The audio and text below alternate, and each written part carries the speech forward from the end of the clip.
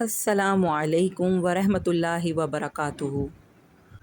اعوذ باللہ من الشیطان الرجیم، بسم اللہ الرحمن الرحیم۔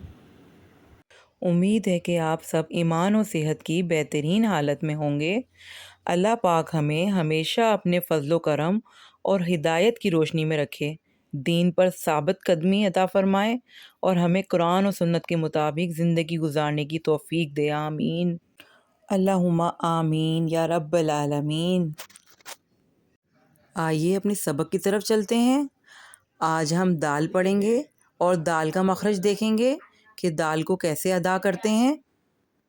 یہ دال ہے، دال کے اوپر بڑی مد ہوتی ہے، اس لیے دال کو ہم 5 الف کے برابر لمبا کھینچ کر پڑھتے ہیں۔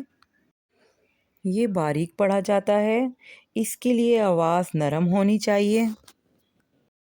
جب زبان کی نوک ثنایا اولیہ کی جڑ سے لگتی ہے تو یہ 3 حرف ہم سے ادا ہوتے ہیں، تا، دال اور طوا۔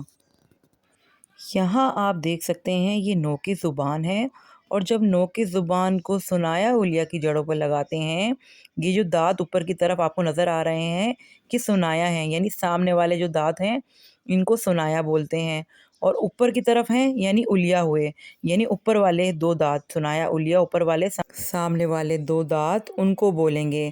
زبان کی نوک کو سامنے والے 2 دانتوں کی اندر والی جڑوں پر لگائیں گے تو اس وقت یہ 3 حروف ادا ہوتے ہیں، تو ہمارا دال بھی یہاں سے ادا ہوگا۔ تو ہم دال کو کیسے پڑھیں گے؟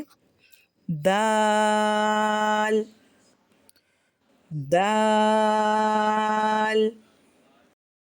دیکھیں ہماری زبان جو ہے وہ سامنے والے 2 دانتوں کے جڑوں کے کناروں سے ٹچ ہو رہی ہے، تو ہمارا دال وہاں سے ادا ہوگا۔ آپ بھی کوشش کریں، زبان کی نوک کو دانتوں کی جڑوں سے لگائیں، دال، دال۔ امید ہے آپ لوگوں کو سمجھ آ گئی ہوگی۔